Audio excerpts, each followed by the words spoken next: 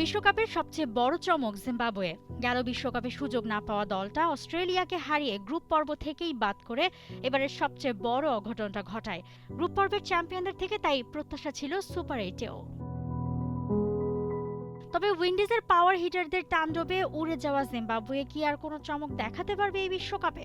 Super এইটে তাদের match বাকি ভারত আর সাউথ আফ্রিকার সাথে। তার মধ্যে আজ সন্ধ্যাতেই ভারতের বিপক্ষে নামছে তারা। প্রথম ম্যাচ হেরে খাদের কিনারায় থাকা ভারত তেতে আছে ক্ষুধার্ত বাঘের মতো।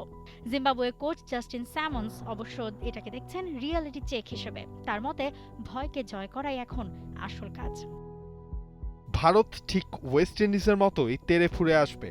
ব্যাস আমাদের শান্ত থাকতে হবে এবং চাপের মুখে তাৎক্ষণিক সিদ্ধান্ত নেয়ার ক্ষমতা বাড়াতে হবে।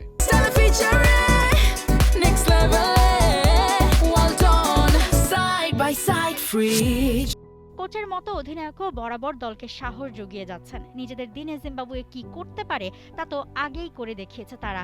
আর গোটা দল তো চেয়ে ক্যাপ্টেনের দিকেই, রোজা রেখেই যিনি দলকে নেতৃত্ব দেন সামনে থেকে। রাজা দলকে জানান বিশ্বাস নিয়ে খেলতে হবে, নিজেদের স্বাভাবিক খেলায় আস্থা রাখতে হবে, এটুকুই যথেষ্ট।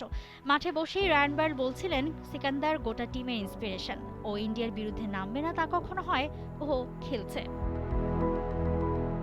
ভারতের মাটিতে ভারতের সামনে লড়াই, চেন্নাই ফুল প্যাকড থাকবে তাদের চিৎকারেই। তবে জিম্বাবুয়ের তো কিছু হারানোর নাই, পেলে ভালো, না পেলেও ক্ষতি কি, কিন্তু মূল চাপটা থাকবে ভারতেরই। Mousumi Alam, test sports. For more updates, subscribe to our YouTube channel and click on the bell icon. Follow us on Facebook and Instagram. Download T-Sports app to enjoy exciting games and highlights. Visit tsports.com.